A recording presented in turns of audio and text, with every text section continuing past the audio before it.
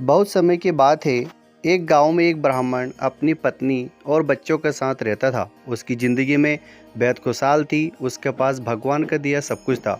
सुंदर सुशील पत्नी, होशियार बच्चे, खेत, ज़मीन, पैसे थे। उसकी ज़मीन भी बेहद उपजाऊ थी, जिसमें वो जो चाहे फसल उगा सकता था। लेकिन एक समस्या थी कि वो खुद बहुत ही ज़्यादा आलसी था, कभी काम नहीं करता था। उसकी पत्नी उसे समझा समझा कर थक गई थी कि अपना काम खुद करो, खेत पर जाकर देखो, लेकिन वो कभी काम नहीं करता था। वो कहता, मैं कभी काम नहीं करूँगा। उसकी पत्नी उसके आलस्य से बेहद परेशान रहती थी, लेकिन वो चाहकर भी कुछ नहीं कर पाती थी।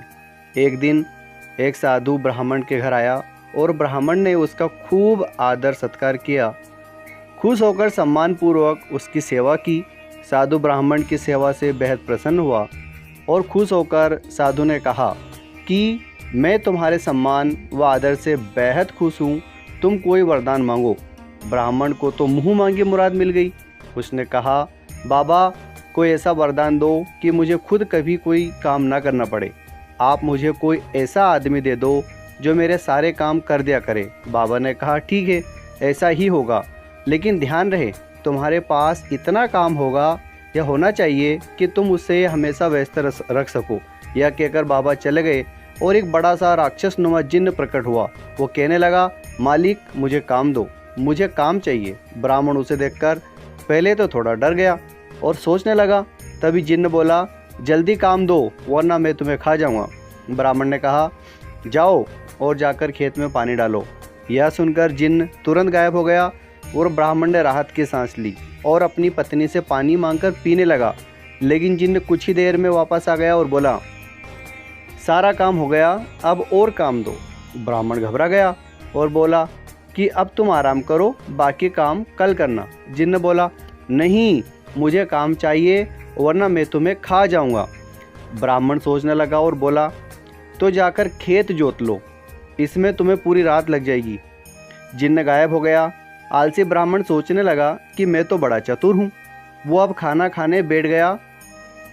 वो अपनी पत्नी से बोला, अब मुझे कोई काम नहीं करना पड़ेगा, अब तो ज़िंदगी भर काम नहीं करना है, सिर्फ आराम करना होगा। ब्राह्मण की पत्नी सोचने लगी कि कितना गलत सोच रहा है मेरा पति।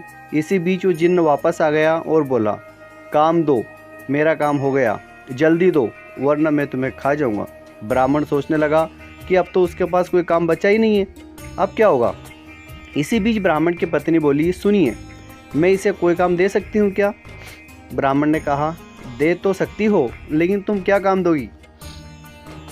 ब्राह्मण की पत्नी ने कहा, आप चिंता मत करो, वो मैं देख लूँगी। वो जिन्न से मुखातिब होकर बोली, तुम बाहर जाकर हमारे कुत्ते मोती की पूँछ सीधी कर दो। ध्यान रहे, पूँछ पूरी तरह से सीधी होना चाहिए। जिन्न चला गया। उसके जाते ब्राह्मण की पत्नी ने कहा, देखा आपने कि आलस कितना खतरनाक हो सकता है।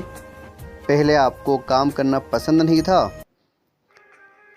और अब आपको अपनी जान बचाने के लिए सोचना पड़ रहा है कि उसे क्या काम दें।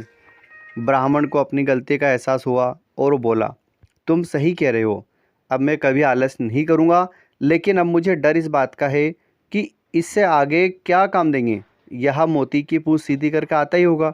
मुझे बहुत डर लग रहा है, हमारी जान पर बन आई, अब तो यह हमें मार डालेगा।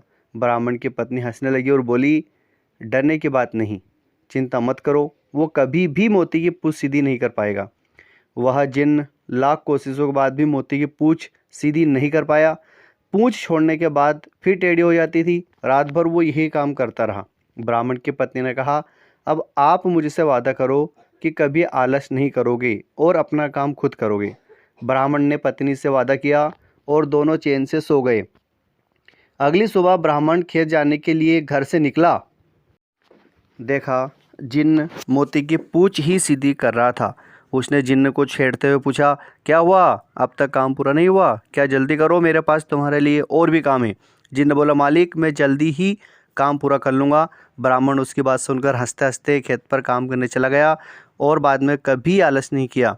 सीख, आलस ही मनुष्य का सबसे बड़ा दुश्मन है। अपनी मदद आप करने से ही कामयाबी मिलती है, इसलिए कभी भी आलस्य ना करें। आलस के कारण आप मुसीबत में आ सकते हैं। धन्यवाद।